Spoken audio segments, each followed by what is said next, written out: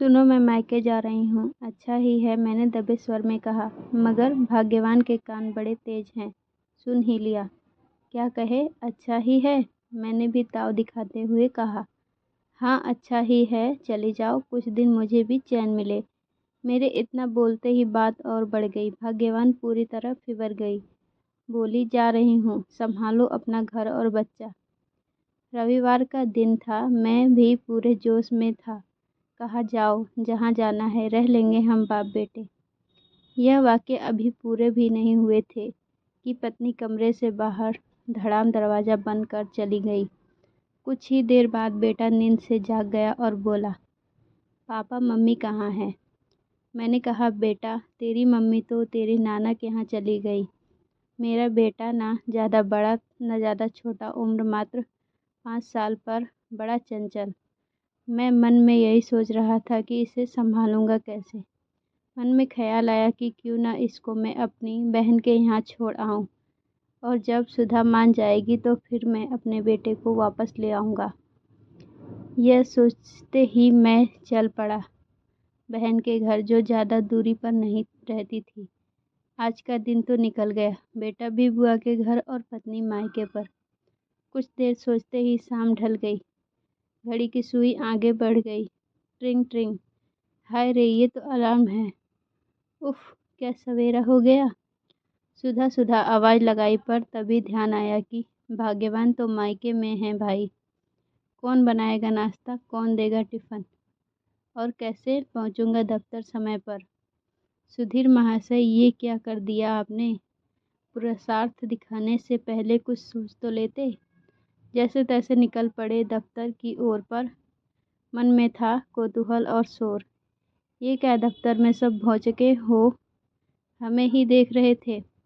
मैंने आवाज़ लगाई, ओ पियून भाई, आज हमें इतना क्यों निहार रहे हैं? वो चट से जवाब दिया, देर से जो पधार रहे हो। मैंने कहा, तुम क्या जानो भाई, जब घर में ना हो लुगाई, समझो सामत बनाई। हाथ हिलाया। मैंने कहा, कृपया सब लोग बैठ जाइए। बगल में मैसूर मियाँ बोले, पहले आप फरमाइए। हमेशा 9 बजे का पाबंद, आज 9:30 बजे कैसे? घर में सब खैरियत? मेरे इशारे मंसूर भाई समझ गए। फिर हम अपने अपने काम में लग गए। दिन चढ़ आया, भूख लग आई। मियाँ बोले, चलते हैं भाई, आज कैंटीन में पूड़ी सब्जी और हलवा है। हलवा शब्द सुनते ही बीबी की याद आई। आहा, क्या हलवा बनाती थी सुधा।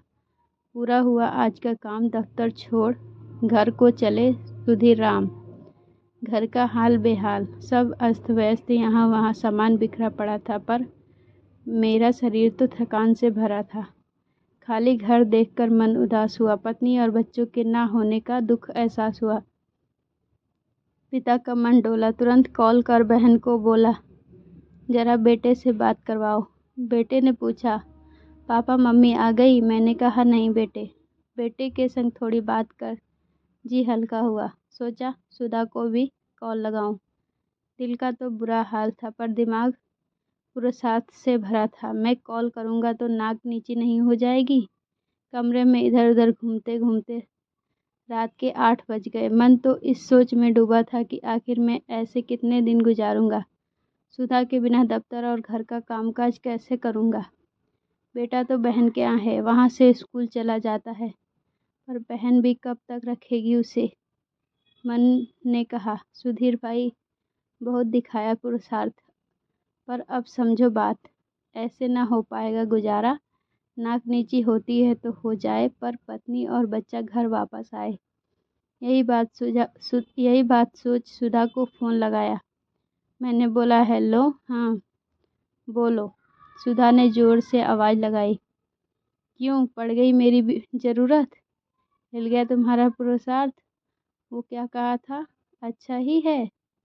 मैं मजबूर लाचार सुनता रहा उसकी हर बात। मैंने कहा, प्रिय, तुम्हें गृह लक्ष्मी हो, गुस्सा त्यागो और मेरे घर पधारो। मैं हमारे बेटे का भी बुरा हाल है, वो बार बार तुम्हें ही पूछ रहा है। वह मेरी गलती थी जो तुम्हें जुबान लड़ाई। तुम्हारी महत्ता क्या है, अब यह बात समझ आई। बीवी तो बीवी होती है, बोली। समझ गए हो तो पहले मेरे घर आओ और मुझे यहाँ से विदा करके संग ले जाओ। सुनो, खाली हाथ ना आना, कोई तोहफा भी साथ लाना। मैंने कहा, डार्लिंग, हर तोहफा दूंगा, बस तुम पुनः आ जाओ। अगले दिन मैंने दफ्तर से छुट्टी की गुहार लगाई, जिसमें मुझे सफलता पाई। ले बेटे, कुछ संग पहुंच गया ससुर जी के घर। दे उपहार, पत्नी को मनाया, थोड़ा रिझाया। सुधा बोली, आ गया अब मिजाज ठिकाने? बड़ा चले थे पुरुषार्थ दिखाने। फिर ऐसा किया तो वापस मायके आ जाऊंगी। चाहे जितना मनाओ या रिझाओ, संग लौट कर ना आऊंगी।